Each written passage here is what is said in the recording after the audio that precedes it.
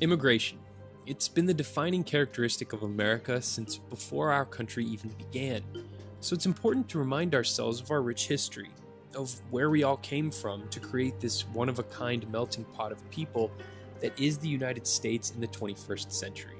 What what I was told from my parents was that we were Scotch-Irish, and I don't know more Scotch or more Irish, Scotland or Ireland. Fierce and independent, the toughness of the mountain men was bred in the bone. Most Appalachian hill folk can trace their kin back 1,000 years to the mountains and moors of Scotland. The lowlands of southern Scotland, a region of rocky hills and poor soil along the border with England. King James I of Britain devised a plan to deal with the Scottish border folk. He gave them farmland in Northern Ireland, where they could fight instead with Britain's troublesome Irish population.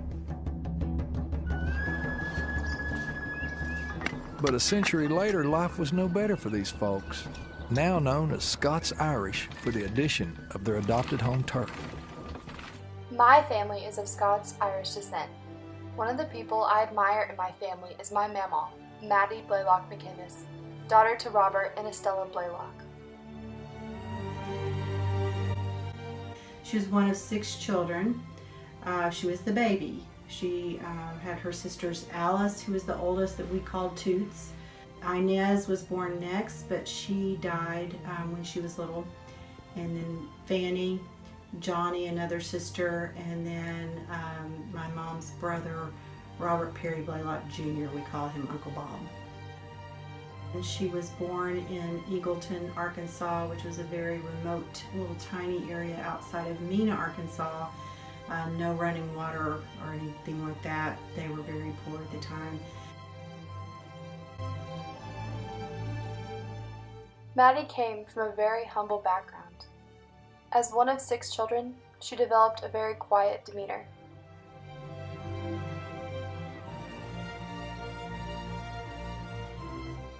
Mattie attended high school in Mena, Arkansas, where she participated in band and student government. As with many women of her time, Mattie did not continue into higher education, but instead returned home after graduation. Later in life, she met my papa, Randall McKinnis. My mother was engaged to another man when she met my father.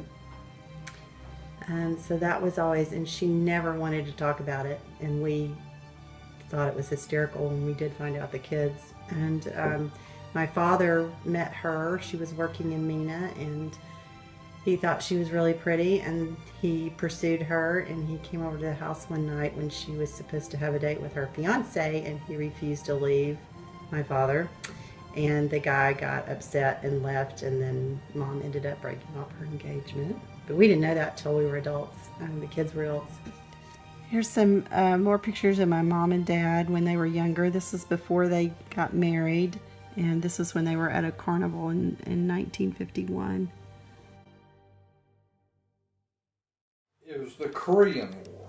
Mm-hmm. And it was right at the end of the Korean War, and he was stationed in Alaska. He didn't have to go over to Korea, but he was stationed in Alaska. Yeah, he was a veteran. I think he was in for about a year. But he talked about how cold it was up in Fairbanks. He was stationed in Fairbanks, Alaska. He was in communications. That's, with the Army. So Mom and Dad were supposed to be married on August 22nd, 1953. And they had everything planned. They had everything ready to go. And it turned out that my dad was AWOL from the Army because he hadn't submitted his paperwork correctly, or someone hadn't signed off on it or something. So there was this big mix-up with the Army. He was considered AWOL. It was this huge thing, and he ended up not getting home until the next day. So even though they were supposed to get married on August 22nd, they got married on August 23rd, 1953. It was a beautiful wedding. All my mom's family, she had a very large family, they were all there, and it was a very happy occasion despite the one-day delay.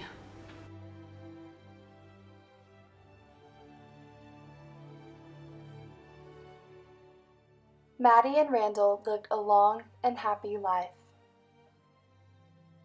They had 3 beautiful children together, Debbie, Randy, and Rhonda. As Mattie grew older, though, problems arose. My mom, Rhonda, remembers her becoming more confused later in life. Eventually, her condition worsened.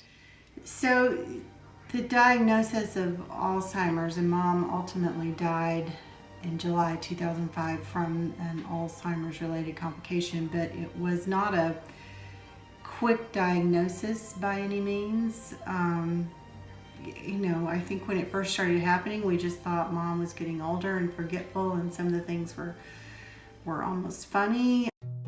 What is Alzheimer's disease?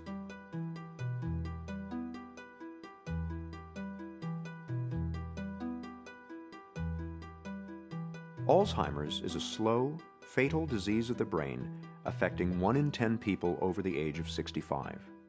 No one is immune.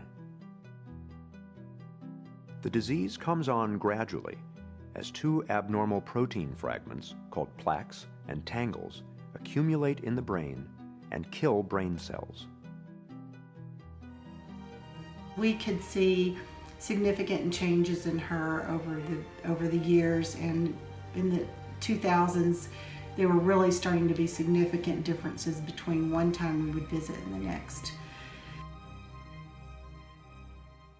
The progression from mild forgetting to death is slow and steady and takes place over an average of 8 to 10 years. It is relentless and, for now, incurable. My sister ended up finding an Alzheimer's unit to a nursing home in Paris, Arkansas, and we put Mom in April.